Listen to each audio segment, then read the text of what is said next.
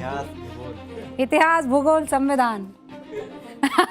मुंबई का मौसम। आर्थिक राजधानी मुंबई की एक तस्वीर। क्या है वो तस्वीर, जल्दी बताओ क्या होती है वो? कि झमाझम बारिश होती है और सब कुछ तहस नहस। हर साल जून जुलाई के महीने में मुंबई की सड़कें समंदर बन जाती है और इसको मुझे कहते हुए भी न जाने कितने वर्ष बीत गए। मतलब जब से इंडस्ट्री में मैंने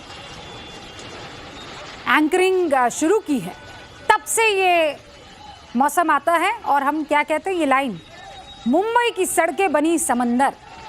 और आज 2026 यही लाइन।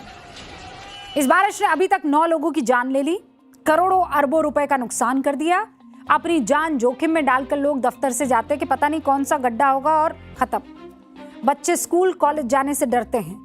रेलवे ट्रैक्स पर पानी भर जाता है। मुंबई लोकल उसके बीच से गुजरती है तो दिल ऐसे कांप रहा होता है और इसे नाम क्या दिया जाता है? Spirit of Mumbai. मतलब मुंबई का आप जज्बा देखिए। ये मजाक नहीं तो और क्या है बताइए। मुंबई को हर मॉनसून में डूबने के लिए इसी तरीके से छोड़ दिया जाता है और हम कहते हैं स्पिरिट ऑफ मुंबई। सबसे पहले आपको एक ट्रेलर दिखाती हूं। ये मुंबई कर की, मुंबई में रहने वालों की स्पिरिट है, प्रशासन और सरकार की नहीं, बीएमसी की नहीं। तो स्पिरिट ऑफ मुंबई के पीछे तो कोई ना छिपे। मुंबई करों की ये जिस तरीके की ये हालत मुंबई की हो जाती है, ये उनका संघर्ष है और हर साल उनको ये करना पड़ता है। पहले आप उस हालत को देखिए। देखा ना आपने हालत? सबसे भयानक तस्वीर मुंबई पुणे एक्सप्रेसवे से सामने आई। भारी बारिश हो रही थी। मुंबई पुणे एक्सप्रेसवे का जो खंडाला एग्जिट है उसके पास एक भयंकर लैंडस्लाइड हुआ। ये वो लैंडस्लाइड की तस्वीर है। हिंद माता, किंग सर्कल, सायन, अंधेरी सबवे, ये वो नाम है जो पिछले 30 सालों से जस के तस है। अरबों रुपए खर्च करके पंपिंग स्टेशन बनाए गए, लेकिन जब बाढ़ आती है तो पता चलता है या तो पंप काम नहीं कर रहा था या कचरे की वजह से वो ब्लॉक हो गया। मुंबई में ये सब ठीक करने और ठीक रखने की जिम्मेदारी किसकी है, मुझे ये बताइए? बीएमसी की? बृहन्न मुंबई नगर पालिका की? सुबह उठने पर मिलने वाला पानी हो कि सड़क की सफाई हो कि ट्रैफिक लाइट हो कि रात को जलने वाली स्ट्रीट लाइट हो, मुंबई की हर बुनियादी सुविधा की जिम्मेदारी किसकी? बीएमसी की। किसकी? बीएमसी की। बृहन्न मुंबई नगर निगम एशिया की सबसे अमीर नगर पालिका है। सबसे अमीर एशिया की, भारत की नहीं। बीएमसी का इस साल का बजट आपको बताती हूं। लाइए भाई, इस साल का बजट। इस साल का जो बजट है, मतलब पहले बीएमसी का बजट, ठीक है? इस बजट को ध्यान रखिएगा, फिर आपको समझ में आ जाएगा कि आज क्यों ये बात करनी पड़ी। 80,000, लगभग आप 81,000 ही समझिए, लेकिन 80,992 करोड़ रुपए। कितने? 80,952 करोड़ रुपए का बजट है। आपको पता है कई राज्यों का बजट भी इससे कम है। और वो कौन कौन से राज्य हैं?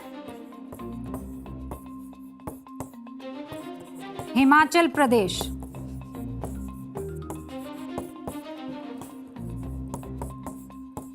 अरुणाचल प्रदेश,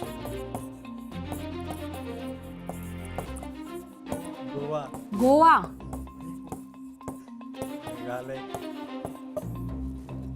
मणिपुर। ये वो राज्य हैं जिनका बजट जो है वो बीएमसी से कम है। कितना बजट है? 80,992 करोड़, माफ कीजिएगा 52 करोड़, 80,952 करोड़। लेकिन सवाल यह है कि जब हर साल स्थिति यही होती है तो ये सारा पैसा आखिरकार जाता कहां है? और ऐसा नहीं है कि बीएमसी को ये पता नहीं है कि मुंबई में कहां कहां पानी भरता है। बीएमसी ने खुद बताया है ऐसी कितनी जगह है, 93 जगह, 93 स्पॉट्स, 93 जगह ऐसी है जहां पर हर साल पानी जमा हो जाता है।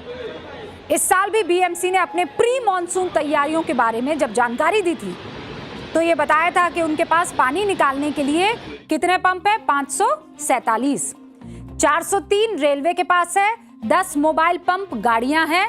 और पंप होना जो है वो बड़ी बात नहीं है, बड़ी बात पता है क्या है? हाँ, पानी निकालने की क्षमता। पंप चलना भी तो चाहिए ना। मेरे पास हवाई जहाज है,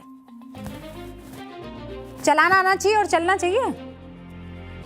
पंप का चलना जरूरी है, पंप का काम करना जरूरी है। और तस्वीरें जो दिख रही है वो इससे ठीक उलट है। और ऐसा नहीं है कि दुनिया में कहीं और मुंबई जैसी स्थिति नहीं है, सबसे महत्वपूर्ण बिंदु है। आप ये कहकर नहीं बच सकते हैं कि हम तो समुद्र के पास रहते हैं, हाई टाइड आ जाती है, फिर वो नाले में भर जाती है, फिर उसकी निकासी नहीं हो पाती, इसीलिए पानी भर जाता है। बरसों से सुनते आ रहे हैं। ये बात ठीक है कि कई प्राकृतिक कारणों की वजह से मुंबई की बारिश बहुत ज्यादा होती है, बुरा हाल हो जाता है। मुंबई में मॉनसून सबसे पहले पहुंचता है। मुंबई के पीछे पश्चिमी घाट की पहाड़ियां हैं। ये पहाड़ियां पानी से भरे बादलों को रोक लेती है, जिससे बादल आगे नहीं बढ़ पाते हैं और मुंबई में ही पूरा का पूरा पानी बरस जाता है। ये तो प्राकृतिक बात होगी। इसके अलावा मुंबई का ज्यादातर हिस्सा जो है वो निचला है। लेकिन दुनिया में ऐसे कई शहर हैं जिन्होंने ऐसी ही चुनौतियों का शानदार तरह से हल निकाला है। नाम बताऊं? टोक्यो हर साल भयंकर चक्रवात और मूसलाधार बारिश से जूझता था, लेकिन वहां के सिस्टम ने इसका फुल प्रूफ इलाज किया, फुल एंड फाइनल इलाज, और जमीन से 50 मीटर नीचे एक अजूबा बना दिया। पता है आपको? ये तस्वीरें देखिए, ये क्या है? ये वाटर टेंपल है। अजूबा बना डाला जिसे GCANS, metropolitan area outer underground discharge channel या वाटर टेंपल कहा जाता है।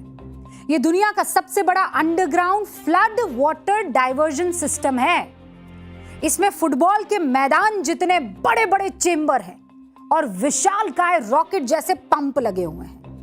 जब टोक्यो में भारी बारिश होती है तो यह सिस्टम शहर के पानी को अपनी तरफ खींच लेता है और उसे टरबाइन के जरिए एडो नदी में सुरक्षित बहा ले जाता है। टोक्यो ने बाढ़ को एक झटके में इतिहास बना दिया।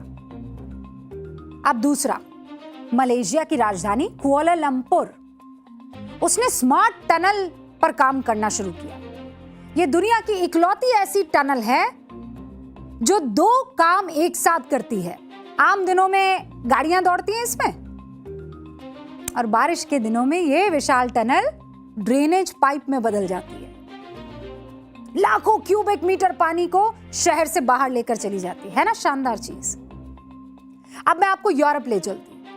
यूरोप के देश नेदरलैंड्स में room for the river project चलाया जा रहा है। क्या? Room for the project river.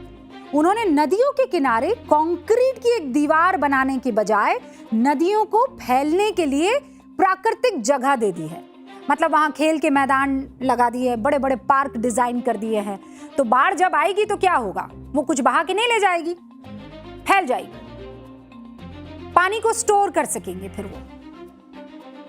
तो जब बाकी देश के बाकी शहर इतना शानदार काम कर सकते हैं तो हमारी बीएमसी तो करोड़पति है। हाँ, कौन सा था वो? 992 नहीं, 952, 80,952 करोड़ रुपए। तो कीजिए ना प्रभु ऐसा कुछ। और अब आपका और मेरा भी पसंदीदा सेगमेंट, सोचा है कभी। आपकी एक छोटी सी आदत सिर्फ आपका नहीं, पूरे देश का भविष्य बदल सकती है, यकीन मानिए। अच्छा, दुकान पर जाकर सब्जी खरीदने के वक्त या राशन किराने की दुकान पर पहुंचते हैं तो हम सबकी आदत होती है छोटी छोटी चीज के लिए पॉलीथीन बैग हाथ में ले लेते हैं। लेकिन आपने सोचा है अगर प्लास्टिक बैग की जगह वो पुरानी हमारी दादी माँ नानी माँ झोला नहीं ले जाती थी, उस झोला का इस्तेमाल करेंगे तो कितना फायदा होगा? सोचा है कभी? भारत में एक व्यक्ति हर हफ्ते औसतन 5 सिंगल यूज प्लास्टिक बैग का इस्तेमाल करता है, हर हफ्ते औसतन। यानी एक व्यक्ति की सालाना खपत हो गई 260 प्लास्टिक बैग। अगर एक प्लास्टिक बैग की कीमत मैं 1 रुपया भी मानती हूं तो हर साल कितने हो गए? 36,400 करोड़ रुपए सबको मिला के। हाँ, प्लास्टिक की थैलियों में खर्च कर देते हैं देश हमारा। इसकी जगह अगर कपड़े का थैला इस्तेमाल हो तो आप जानते हैं ये 36,400 करोड़ रुपए हम बचा सकते हैं। कपड़े का थैला बनाने में प्लास्टिक के मुकाबले 12 गुना कम ऊर्जा लगती है, लंबे समय तक चलता है। प्लास्टिक बैग ना बने तो फैक्ट्रियों में खर्च होने वाली अरबों यूनिट बिजली की बचत होगी। इतने बड़े पैमाने पर प्लास्टिक ना बनाने से करोड़ों बैरल कच्चे तेल की बचत होगी। सोचा है कभी?